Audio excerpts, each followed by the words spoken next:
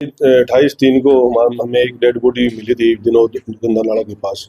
जो dead body को वहाँ से निकाल कर हमने सिविल हॉस्पिटल में पहचान के लिए पोस्टमार्टम करवाने के लिए रख दिया था। उसके बाद 29 तारीख को हमने उसका पोस्टमार्टम करा और उसकी पहचान भी होगी। जो अपनी गुजरों की ढाणी पुराना बस अड्डा में रहने वाला प्रवीण कुमार मिला, जो उसके वारसान भी वहाँ के थे और उनकी उसमें पोस्टमार्टम करवाया गया। पोस्टमार्टम करवाने के बाद उसकी जो डॉक्टर से विशेष रिपोर्ट वो हमने भेजी गई।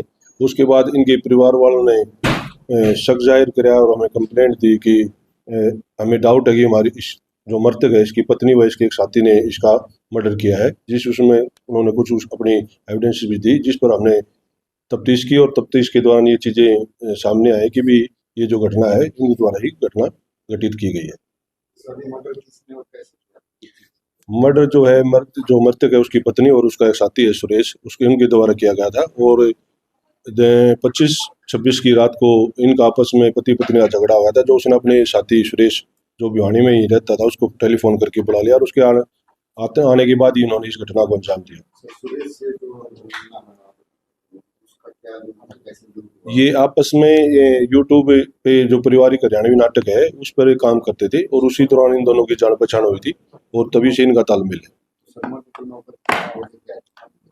मर्डर की जो हमारी इन्वेस्टिगेशन के दौरान पूछताछ के दौरान यही सामने आया कि भाई इन जो पति पत्नी का जो झगड़ा रहता था कि भाई वो इस यूट्यूब चैनल पारिवारिक चैनल पे काम करती थी, उस पर ही इनकी आपस में कहा सुनी और तो तुम्हें में रहती थी। हाँ, उसमें ऑब्जेक्शन करता था और इस बात पे उनकी कहा सुनी तो तुम्हें में रहती थी। वीडियो वायरल हुआ था उसमें जो पति है उसका डेड बॉडी है उसको बाइक पे लेते हुए नजर आ रही है। वो सीसीटीवी फुटेज है, वो उसमें वही एविडेंस की हमारी कुछ एविडेंस की पार्ट है, वो हम सभी तफ्तीश के दौरान उनको कलेक्ट कर रहे हैं। हाँ, इसमें हमने दोनों आरोपियों को गिरफ्तार कर चुके हैं, हमें उसकी पत्नी को भी और उसके साथी सुरेश कुमार को। अभी तक कोई इन्वेस्टिगेशन अब तक कोई नहीं आया, अगर कोई आगे भी कोई आएगा तो उसके अनुसार अभी तफ्तीश बाकी। हाँ, बाइक भी बरामद हो गई है। हत्या इन्होंने जब ये आया वहां पर बुलाया तो उसके बाद सुरेश ने आते ही अपने एक चद्दर से उसका मुंह दाब दिया और गला दबा दिया और उसकी जो लेडी उसकी पत्नी थी उसने एक सोटा है वो सिर में मारा। उसके बाद चुन्नी से दोनों ने गला दबा दिया। लाश को कहां से बरामद किया गया? लाश तो वहीं डेड बॉडी तो वहीं मिली थी, नाले में डाल के आई थी। उस टाइम तो परिवार वालों ने कोई कार्रवाई नहीं, उस टाइम ही बाद में उन्होंने शक जाहिर किया कि इनके आपस में उनको डाउट होगा तो उसी पे उन्होंने शक जाहिर किया, तब उसी के बाद ये उन्होंने कंप्लेंट फाइल करी। सुरेश के रीना के कोई संबंध आपस में एक दूसरे के साथ ही रहते थे। कितने साल से? 1 साल से करीब ये इस फील्ड में काम करते थे, उसी तरह इनकी जान पहचान हुई थी। परिवार वालों ने इस बारे में कोई कहीं सूचना नहीं दी थी, 2-3 दिन से जो नहीं था, तो परिवार वालों ने अभी कोई सूचना वहाँ कहीं भी कंप्लेंट फाइल नहीं करी थी।